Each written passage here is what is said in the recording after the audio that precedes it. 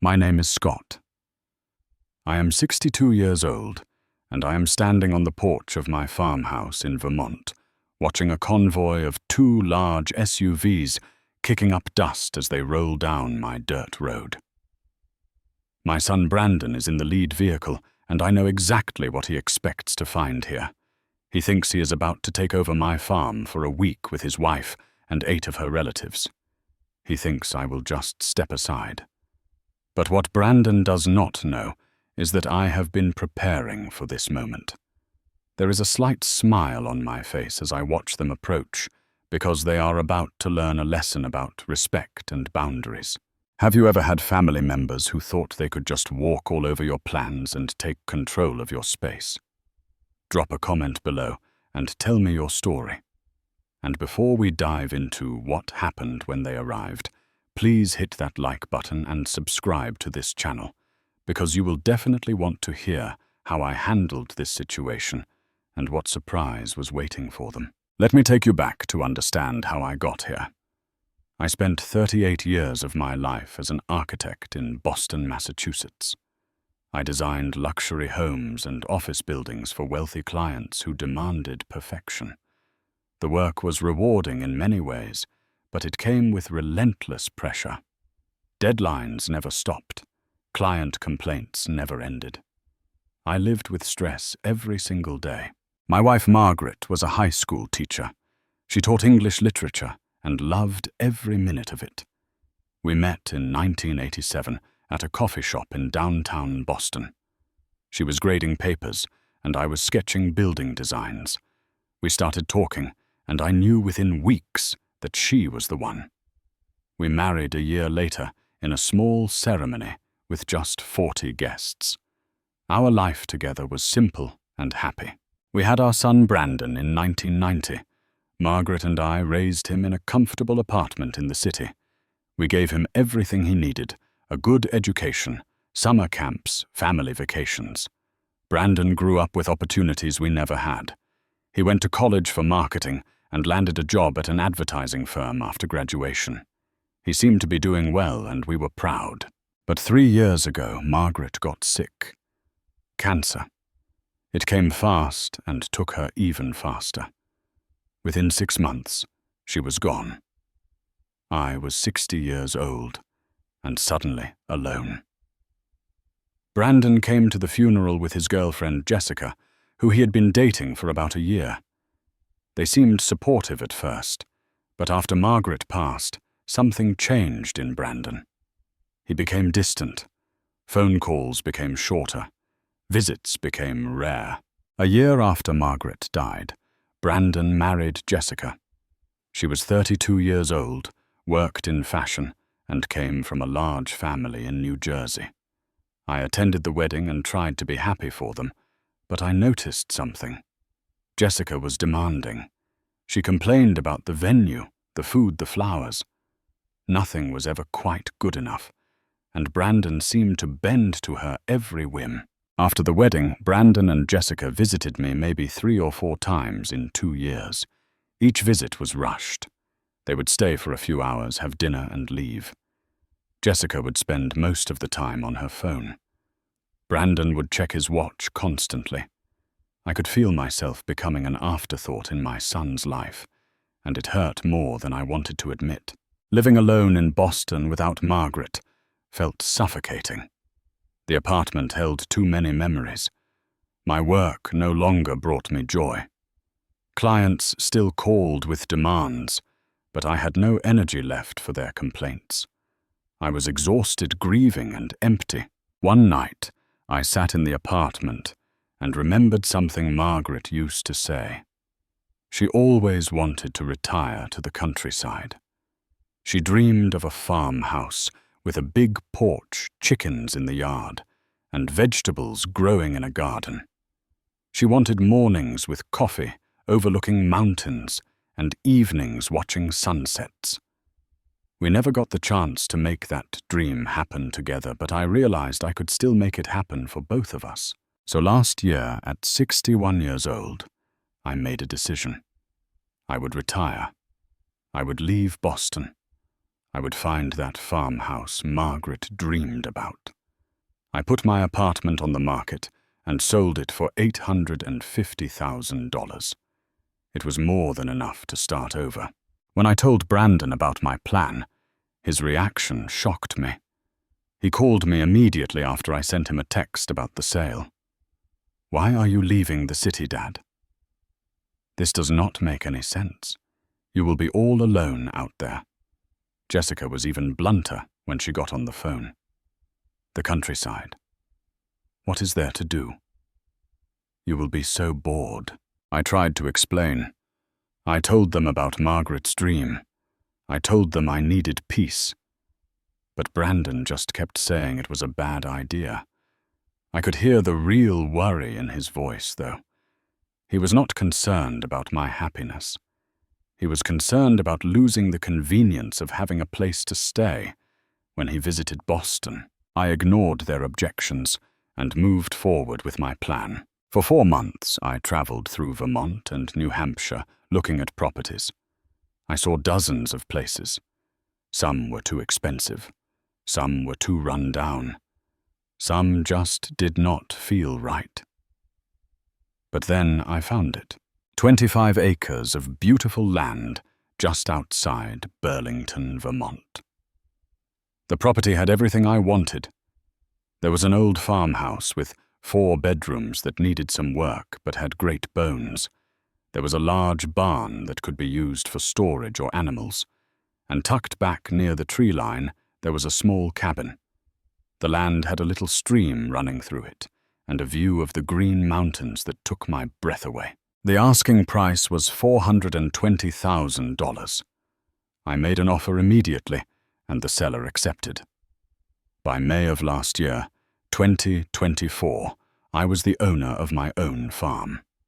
I had $430,000 left from the sale of my apartment, which was more than enough to fix up the property and live comfortably. The day I moved in, I felt something I had not felt since before Margaret got sick. Hope. I hired local contractors to help fix up the farmhouse. The place needed new paint, new floors in some rooms, and a complete kitchen renovation. I wanted to keep the rustic charm, but make it functional and comfortable. The 4 bedrooms were each given their own character. I installed wooden furniture, soft lighting, and cozy bedding. The living room had a massive stone fireplace that became the heart of the house. My neighbors Walter and Diane lived about half a mile down the road. Walter was 68, a retired dairy farmer who still kept a few cows. Diane was 65 and ran a small roadside stand, selling vegetables in the summer. They stopped by the first week I moved in with a basket of fresh eggs and homemade bread. "We are so glad to have you here," Walter said, with a firm handshake. "If you need anything, just holler." They became my friends quickly. Walter taught me about maintaining the property. Diane shared recipes and gardening tips. For the first time in years, I felt like I was part of a community. Brandon and Jessica came to visit once that summer. They stayed one night. Jessica complained the entire time. "The Wi-Fi is so slow. There is nothing to do here. I cannot believe you actually live like this." Brandon barely said anything, but I could see the disapproval on his face. "Dad, are you sure this is what you want? You could still sell and move back." I told him I was certain. This was my home now.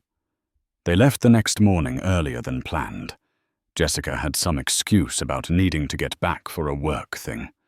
I watched them drive away and felt a strange mixture of sadness and relief. As summer turned to fall, I kept working on the property. One day in October, a couple passing through got lost and ended up at my farm. They knocked on the door and asked for directions. As we talked, the woman looked around and said, "This place is beautiful. Do you ever rent out rooms? We would love to stay somewhere like this instead of a hotel." That comment planted a seed in my mind. What if I turned this place into a bed and breakfast? People were always looking for quiet getaways. The area around Burlington had tourists year-round, especially in fall for the foliage and winter for skiing. I talked to Walter about it. He thought it was a brilliant idea. This is a tourist area, Scott. People pay good money for a peaceful place to stay. You have the space. Why not? I started researching agritourism and farm stays. I learned about permits, insurance, and marketing. I realized this could work. Not only would it give me something purposeful to do, but it would also bring in extra income. More importantly, it would fill the house with life and conversation, which I missed deeply. By late fall, I hired contractors again. We added private bathrooms to each of the 4 bedrooms. We upgraded the Wi-Fi and added modern conveniences while keeping the rustic aesthetic. I applied for all the necessary business licenses. I named the place Maple Ridge Farm Retreat. I also made a decision about where I would live. The farmhouse would be for guests. The small cabin near the trees would become my private residence. It was only about 200 yards from the main house, close enough to manage guests, but far enough to have my own space. I spent December fixing up the cabin. It had 1 bedroom, a small kitchen, and a cozy living area with a wood stove. It was perfect for me. By March of this year, 2025, I launched Maple Ridge Farm Retreat online. I created a website and listed it on Airbnb and other booking platforms. Within days, I had my first reservation, then another, and another. The guests loved it. They raved about the peaceful setting, the comfortable rooms, and the homemade breakfasts I served. I hired a local woman named Sarah, who was 52 and had worked in hospitality for years to help with cleaning and cooking. She was efficient and kind, and guests adored her. By April, I was fully booked most weekends. I was making enough money to cover expenses and then some. But more than the money, I loved the purpose. I loved meeting people. I loved hearing their stories. I loved creating a space where they could relax and recharge. I did not tell Brandon about the business right away. When he called occasionally, I just said I was enjoying retirement, staying busy with the property. He never asked for details, so I never offered them. April was a busy month. I had 12 different groups of guests come through. Everyone left positive reviews. One couple even said it was the most peaceful vacation they had ever taken. I felt proud of what I had built. Then in mid-April, Brandon called. His tone was different, more upbeat than usual. "Dad, I have some great news." I braced myself. "What is it, son?" "Jessica's family wants to have a reunion in June, and we thought your farm would be the perfect place." My stomach tightened. How many people are we talking about? Well, there is Jessica and me, obviously. Then her 3 sisters, Kimberly, Stephanie, and Lindsay. They are each bringing their husbands, Justin, Marcus, and Raymond. And Kimberly and Stephanie each have a kid. So that is 10 people total. Brandon, I only have 4 bedrooms. He laughed like it was no big deal. "People can share rooms, Dad. It will be fine. We are family. We are flexible." "When are you planning this?" "June 14th through the 18th. 5 days. We will come Friday and leave Tuesday." I hesitated. "Brandon, I need to tell you something. I have been running the farm as a retreat center. I have paying guests booked for that weekend." There was silence on the other end. "What do you mean, a retreat center?" I explained the business, how I had been hosting guests since March, how I had bookings scheduled through the summer. Brandon's tone shifted immediately. "You are working. I thought you retired." "I did retire from architecture. This is different. It is something I enjoy." "Well, cancel the bookings, Dad. This is family. I cannot just cancel on people who have already paid and planned their trips." Brandon's voice grew louder. "Why not? You are the owner. You can do what you want." This is your family, Dad. We should come first. Brandon, I understand, but I made a commitment to these guests. Then what are we supposed to do? Jessica already told her family about it. They are all excited. I suggested he look for a hotel or another rental property in the area. Burlington has plenty of options. Why would we pay for a hotel when you have a huge farmhouse? That does not make any sense, Dad. Because the farmhouse is booked. Then we will stay in your cabin. Brandon, the cabin is where I live. It only has 1 bedroom. So you will give us the cabin, and you can stay somewhere else for a few days. Or better yet, just go back to Boston and stay with a friend. We need the space. I could not believe what I was hearing. You expect me to leave my own home. You are the one who chose to run a business instead of being available for your family. If the farmhouse is full of strangers, then yeah, you will need to figure something out. We are coming, Dad. End of story. Brandon, this is not reasonable. He cut me off. I will call you next week with the final details. And before I could say another word, he hung up. I stood in the middle of my cabin, staring at the phone. My own son had just told me to leave my home so he and his wife's family could take over.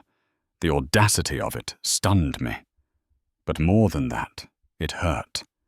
It hurt that he had so little respect for what I had built. It hurt that he saw me as nothing more than a resource to be used. I tried calling him back twice that evening. He did not answer. Over the next week, I tried to process what had happened. I talked to Walter and Diane about it. They were both furious on my behalf. Your son has no right to treat you like that, Walter said. You have every right to say no. Diane added, you worked hard to build this business. Scott, do not let anyone, not even family, take that away from you. Sarah, my helper, overheard part of the conversation one morning. She shook her head. I have seen this before. Adult children who think their parents owe them everything. You have to set boundaries, Scott. Otherwise, it will never stop.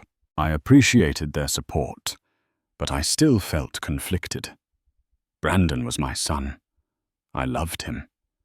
But I also knew that what he was asking was completely unreasonable. By late April, I had 8 bookings confirmed for June. On June 14th through 18th, the weekend Brandon wanted, I had a group of 4 couples from New York who had booked all 4 rooms for a yoga retreat. They had paid $3,200 total for the 4 nights, $800 per room. They had been planning this trip for months. I was not about to cancel on them. Brandon called again on May 5th. His tone was cold and businesslike. Dad, just confirming. We are arriving June 14th, around 3 in the afternoon. Make sure everything is ready. Brandon, I told you I have guests booked. I do not care, Dad. Cancel them. I am not going to cancel paying guests. Then we will stay in your cabin. You can go stay at a hotel, or with Walter, or wherever. I do not really care where you go, but we are coming. Brandon, you cannot just kick me out of my own home. You are the one choosing strangers over your family. That is on you, Dad. If the main house is full, then yeah, we need your cabin. Or you can come back to the city for a week. Either way, we are staying there. This is my property, Brandon. I am not leaving. Fine. Then figure it out. But we will be there on the 14th, and we are staying for 5 days. Jessica's family has already bought plane tickets. This is happening. And then he hung up again. I sat down heavily on my couch. My son had just threatened to show up at my home, whether I wanted him there or not. He had made it clear that my feelings, my business, and my boundaries meant nothing to him. I thought about calling him back. I thought about trying one more time to reason with him, but I knew it would not work. Brandon had made up his mind. He believed he was entitled to my space, my time, and my hospitality without any regard for what I wanted. That night I made a decision. I would not cancel my guests. I would not leave my cabin. And I would not let Brandon bully me into submission. But I also would not stop him from coming. I would let him arrive and see for himself what the reality was. I called my lawyer, a man named Mr. Howard, who handled local property issues. I explained the situation and asked about my rights.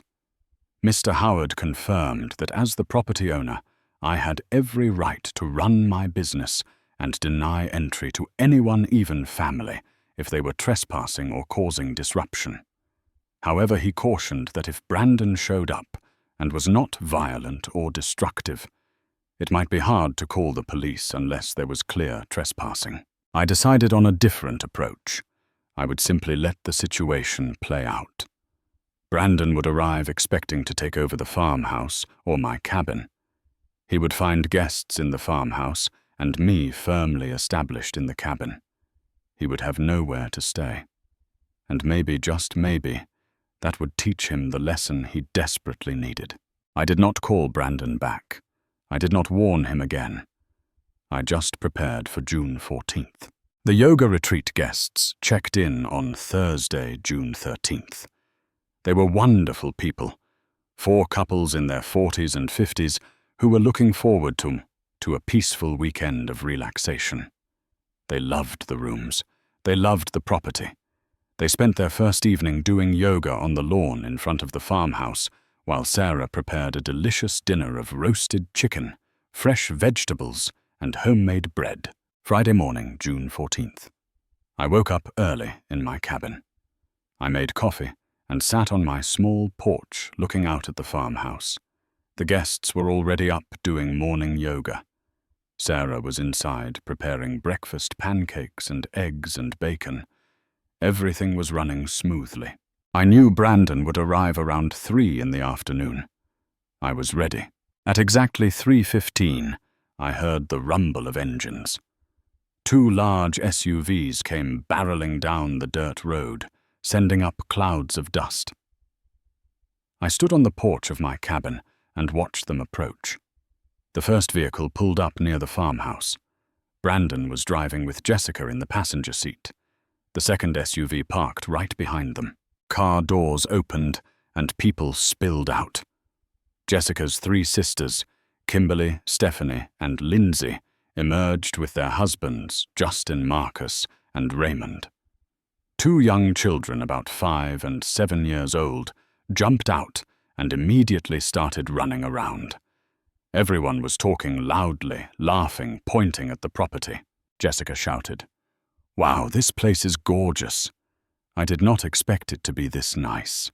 Brandon was already scanning the farmhouse. Then he saw them. The yoga retreat guests were sitting on the front porch in their comfortable clothes, sipping tea and chatting. One of the women, a friendly 48-year-old named Linda, smiled and waved. "Hello, you must be visiting too." Brandon frowned and walked toward the porch. "Who are you people?" Linda looked confused. "We are guests here for a yoga retreat. Are you checking in?" Brandon turned to Jessica, his face darkening. "They said they are guests." Jessica walked up beside him. "What do you mean, guests?" Brandon pushed open the front door of the farmhouse and walked inside without knocking. Sarah was in the kitchen cleaning up from breakfast. She looked up startled. "Who are you?" Brandon demanded. "Where is my father?" Sarah remained calm. "I am Sarah, the property manager. Scott is at his cabin." "Who are you?" "I am his son, Brandon." "Why are there strangers in this house?" "This is a retreat center. They are paying guests. They have reservations." Brandon's face turned red. "I told my father we were coming. He was supposed to cancel them." Sarah shrugged. "Scott did not mention anything about that to me. All 4 rooms are booked for the weekend." "This is ridiculous. He has to cancel them. We need this house." "I am sorry, but that is not how it works. These guests paid for their stay." Brandon stormed back outside, grabbing Jessica by the arm. "Come on. We are going to find my father." The whole group, all 10 of them, walked across the lawn toward my cabin. The 2 children were whining, tired from the car ride. Jessica's sisters looked annoyed. Their husbands seemed confused. I stayed on my porch, sipping my coffee, watching them approach. When they got within shouting distance, Brandon yelled, "Dad, what is going on? Why is the house full of strangers?" I stood up slowly and walked to the edge of the porch. "Hello, Brandon. Hello, everyone. Welcome to Vermont." Brandon stomped up to the base of the porch steps. "Do not play games with me, Dad. I told you we were coming. Why did you not cancel those people? I told you, son. I have a business. I cannot cancel paying guests." Jessica pushed forward. "So where are we supposed to stay?" "We flew all the way from New Jersey. There are hotels in Burlington. It is only 15 miles away." Kimberly, one of Jessica's sisters, spoke up. "We did not come all this way to stay in a hotel. You have a huge property. There must be room somewhere." Brandon pointed at the cabin. "Then we will stay here. This is your place, right, Dad? You can go stay somewhere else for a few days." I shook my head. "This is my home, Brandon. I am not leaving. Then we will share it. There must be a couch or something." This cabin has one bedroom, a tiny kitchen, and a small living room. It is barely big enough for me. Jessica started crying. "This is unbelievable. You are really going to make us leave?" "I am not making you do anything. You chose to come without confirming plans." I told Brandon the farmhouse was booked. He chose not to listen. Brandon's face was red with anger. "You are choosing money over family." "I am choosing to honor my commitments. That is what responsible people do." "What about the barn?" Justin, one of the husbands, asked. "Can we stay there?" I looked at him. "The barn has no electricity, no plumbing, no beds. It is a storage building. If you want to sleep on hay bales, you are welcome to try." "This is insane, Stephanie," another sister said. "You really are not going to help us." I already offered a solution. "There are hotels nearby. I can even give you recommendations." Brandon took a step closer, his voice shaking. "I cannot believe you are doing this. Mum would be ashamed of you." That hit hard, but I kept my composure. "Your mother would have wanted me to build a life that made me happy. That is exactly what I am doing, and she would have expected you to respect that." For a long moment, no one spoke.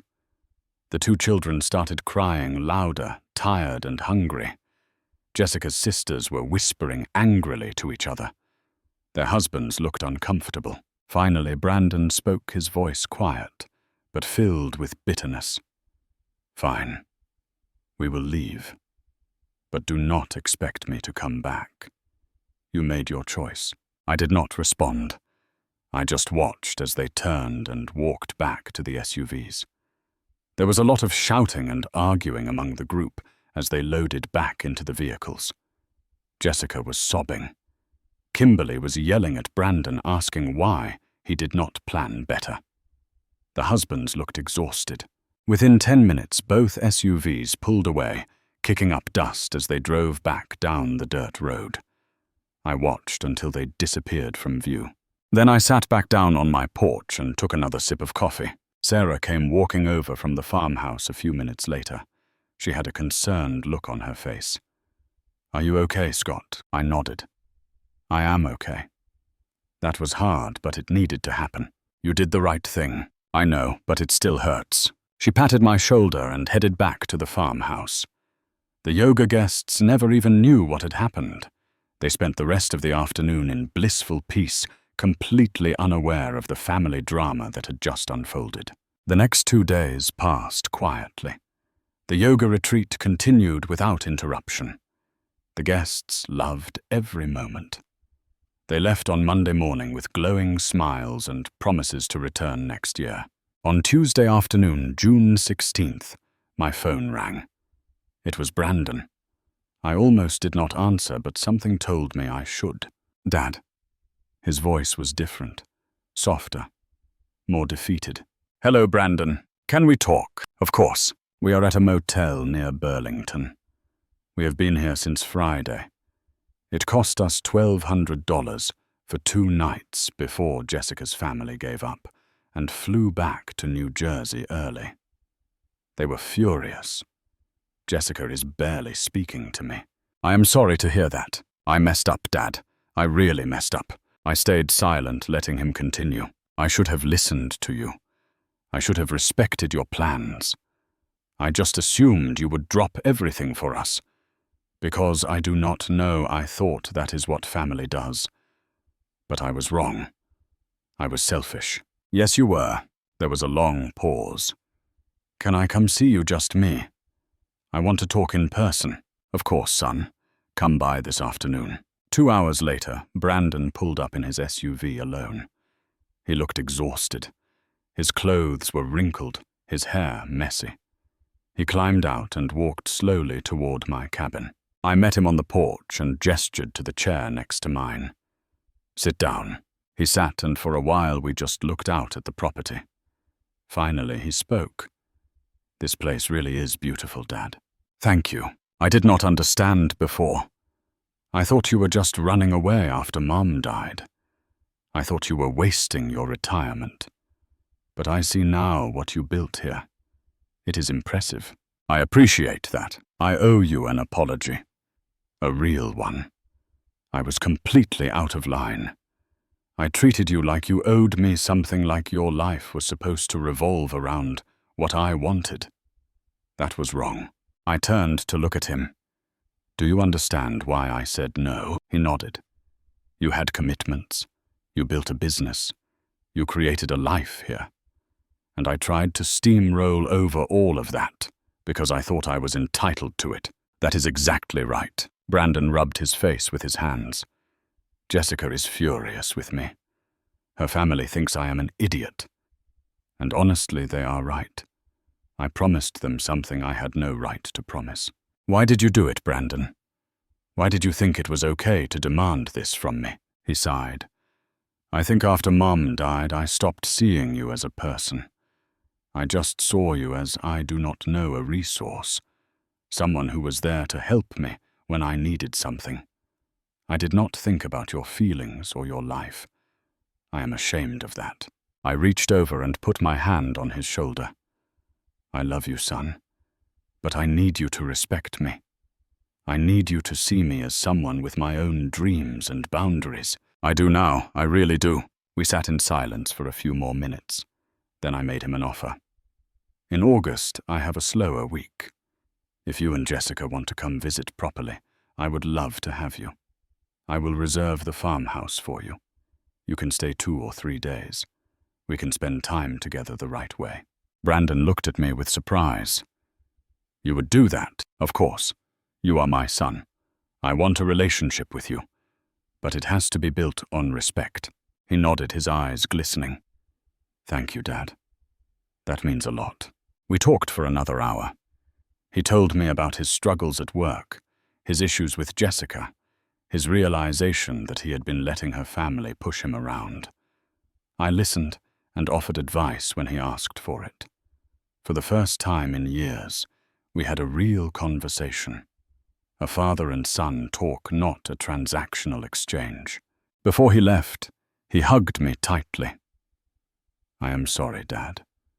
I will do better. I believe you will. He climbed into his SUV and drove away. I watched him go, feeling lighter than I had in days. The confrontation had been painful, but it had also been necessary. Brandon needed to learn that respect is not optional, even in family relationships. And I needed to prove to myself that I could stand up for my boundaries without guilt. That evening I sat on my porch with a cup of tea and watched the sun set over the green mountains. Walter and Diane stopped by to check on me. I told them everything that had happened. They both smiled. You did good, Scott, Walter said. Real good. Looking back now, I realize that buying this farm was not just about escaping grief or fulfilling Margaret's dream. It was about finding myself again. For so many years I defined myself by my work, by my role as a husband, by my role as a father. When Margaret died and Brandon grew distant, I felt lost. But building Maple Ridge Farm Retreat gave me purpose again. It gave me a reason to wake up in the morning. It connected me to people and to a community. And standing up to Brandon that day taught me that I still had strength and self-respect. The weeks after Brandon left were busy.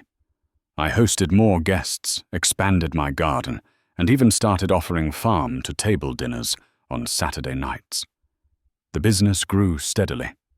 People loved the peaceful atmosphere and the personal touch I brought to every stay. Brandon kept his word.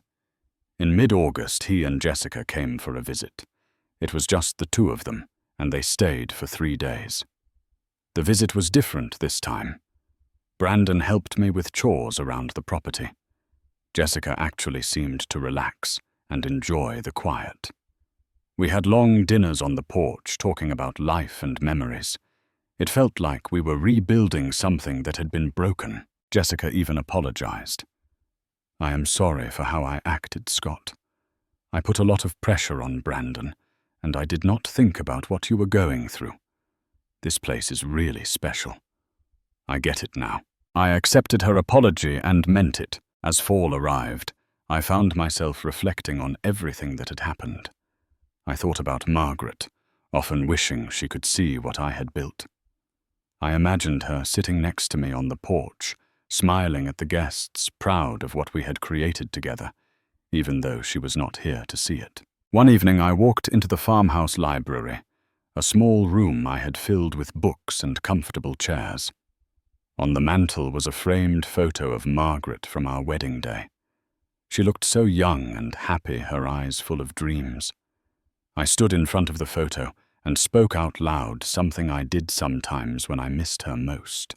"You would have loved this place, Margaret. You would have loved the guests, the garden, the mountains. I hope I made you proud. I hope I am living the way you wanted me to live." And in the quiet of that room, I felt a sense of peace I had not felt in years. I built this place thinking I was just finding somewhere to rest, but what I really found was a new beginning. And maybe that is what retirement should be. Not an ending, but a chance to finally live for yourself. Brandon learned a hard lesson that day, but so did I. Sometimes love means saying no. Now, as I stand here on my porch watching another beautiful Vermont sunset, I know I made the right choice. This farm is my home. This business is my purpose. And my relationship with Brandon is stronger now because I had the courage to set boundaries. Have you ever had to set boundaries with family members who did not respect your space or your life choices? How did you handle it? I would love to hear your stories in the comments below. And if this story resonated with you, please hit that like button and subscribe to this channel. Share this video with anyone who might need to hear this message about the importance of respecting boundaries and living life on your own terms. Thank you so much for listening to my story, and I hope it inspires you to stand up for yourself when you need to. Wishing you all the courage to build the life you deserve and the wisdom to protect it. Take care.